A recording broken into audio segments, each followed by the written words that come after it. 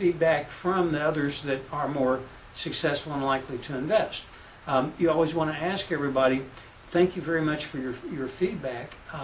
Do you know somebody that you think, after I've made the tweaks we talked about, do you know somebody that you think might be interested that I could call? Would you make an introduction for me?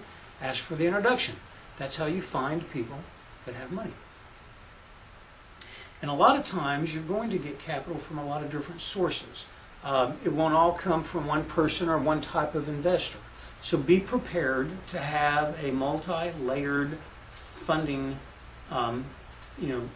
source or funding situation where you have some debt and some stock and some hybrids, some hybrid debt, convertible debt. Be prepared to take capital from a variety of different sources, but also be prepared to make sure that you don't give one type of investor a better deal than the other types of investors. Make sure that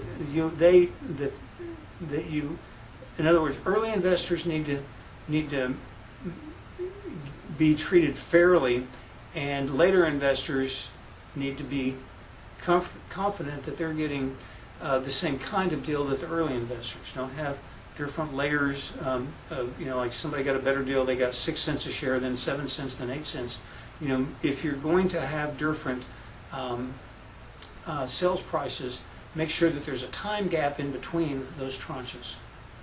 Okay, so what is capital? It comes in 3 types. There are fixed, working, and growth. Fixed capital is used to purchase permanent assets. Now, in a different lecture, we talked about capital as human capital and structural capital and intellectual capital and that kind of thing. This is a different kind of discussion of capital.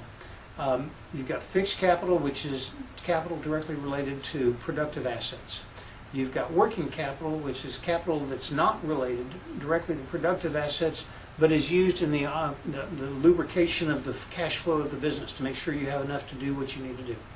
And then there's growth capital, which is usually tied to a specific project, a lot of times marketing-related projects. It could be inventory acquisition for a big marketing push that you're doing, or something like that. So those are different types of capital. Now, equity capital is capital that people put up for ownership interest of some sort. There's a lot of different kinds of ownership interest, and there's a lot of different ways it can be expressed. But equity capital is capital that is given in exchange for an ownership interest of some sort in your company. It is risk capital because it is at risk of loss, as opposed to debt capital, which is typically going to be tied to an asset which lowers the risk of loss. Equity capital is pure risk capital. It is also usually relatively patient. It doesn't have to be repaid according to a specific repayment schedule. Now, that doesn't mean that people that invest in your equity don't expect to get their money back. They just don't expect their money to be paid back in monthly installments over a 1 or 2 or 3 year time frame. They have a different type of thought process in terms of how they're expecting to be paid back. Debt capital expects to be paid back. Debt capital looks forward to payments on a regular basis. Now, debt capital does have risk.